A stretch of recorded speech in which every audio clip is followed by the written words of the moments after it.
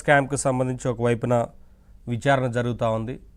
మైనింగ్కి సంబంధించి పూర్తి స్థాయిలో పెద్ద ఎత్తున అక్కడ స్కామ్ జరిగినట్లుగా తేలుతూ ఉంది. కొన్ని విచారణ జరుగుతూ ఉన్నాయి. ఇంకా ఇవే కాదు, భూ ఆక్రమణలకు సంబంధించి మరికొన్ని అక్రమాలకు సంబంధించి బయటపడుతూ ఉన్నాయి.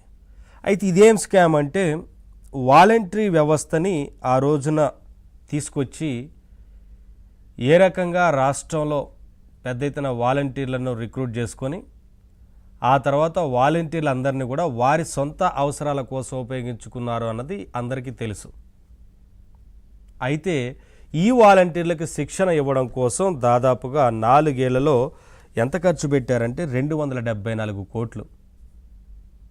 ఇక్కడ ఏం చేశారు, రామ్ ఇన్ఫో అనే కంపెనీకి ఏటా 68.62 అంటే 68,62,00,000 అక్షరాల ఈ డబ్బుని 4 ఏళ్ల పాటు ఆ కంపెనీకి 274 కోట్లు మొత్తంగా చెల్లించారు. అయితే మరి రామ్ ఇన్ఫో అనే కంపెనీకి ఎందుకు ఇచ్చారంటే, ఈ వాలంటీర్లకి పర్యవేక్షణ శిక్షణ ఇవ్వడం కోసం 4 ఏళ్ళుగా. మరి శిక్షణ అనేది జనరల్గా ఎవరైనా అసలు ఇస్తే ఉద్యోగరీత్యా మొదట్లో ఇస్తారేమో. సరే, వీళ్ళకి ప్రతి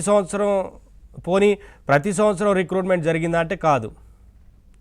పోనీ ప్రతి ఏటా శిక్షణ ఇచ్చారా అంటే అసలు రామ్ ఇన్ఫో అనే కంపెనీ శిక్షణే ఇవ్వలేదు. వీరికి శిక్షణ ఇవ్వకుండానే డబ్బులు చెల్లించారు. అసలు అంత పెద్ద మొత్తంలో డబ్బు వెచ్చించి వాలంటీర్లకు శిక్షణ ఇవ్వవలసిన అవసరం ఏమొచ్చింది? వారు చేసే పనులకి విధులకు సంబంధించి చాలా సింపుల్ అయినప్పటికీ 274 కోట్లు చెల్లించినట్లుగా ఈ స్కామ్ అనేది బయటపడింది. అయితే ఇక్కడ ఏంటంటే 274 కోట్లు వారికి చెల్లించినా అవి ఐప్యాక్కి మళ్లించారా లేదా సొంత అవసరాల కోసం వాడుకున్నారా, ఇలా రకరకాల ప్రశ్నలు. ఎందుకంటే ఐప్యాక్ ఒకటి ముఖ్యంగా ఇక్కడ వాలంటీర్లకు శిక్షణ ఇచ్చింది. అసలు అధికారికంగా పేరేమో రామ్ ఇన్ఫో, కానీ అనధికారికంగా శిక్షణ ఇప్పించింది ఈ ఐప్యాక్తో అనేది అందరికీ తెలుసు. ఈ ఐప్యాక్తో ఏం శిక్షణ ఇప్పించారు? ప్రభుత్వానికి సంబంధించిన కార్యకలాపాలు, విధులు లేదా గ్రామ వార్డు సచివాలయాలకు సంబంధించి అక్కడ పనుల గురించి కాదు. ఆ పార్టీకి ఎలా ఓట్లు వేయించాలి, వైసీపీకి ఎలా పనిచేయాలి, ప్రత్యర్థి పార్టీలకు సంబంధించి అప్పటి ప్రతిపక్ష పార్టీకి సంబంధించి వారి గురించి ఎటువంటి పోస్టులు పెట్టాలి, ఏం చేయాలి, ఇది నిత్యంగా అంటే వైసీపీ కార్యకర్తలాగా పనిచేయడం కోసం శిక్షణ ఇచ్చారు.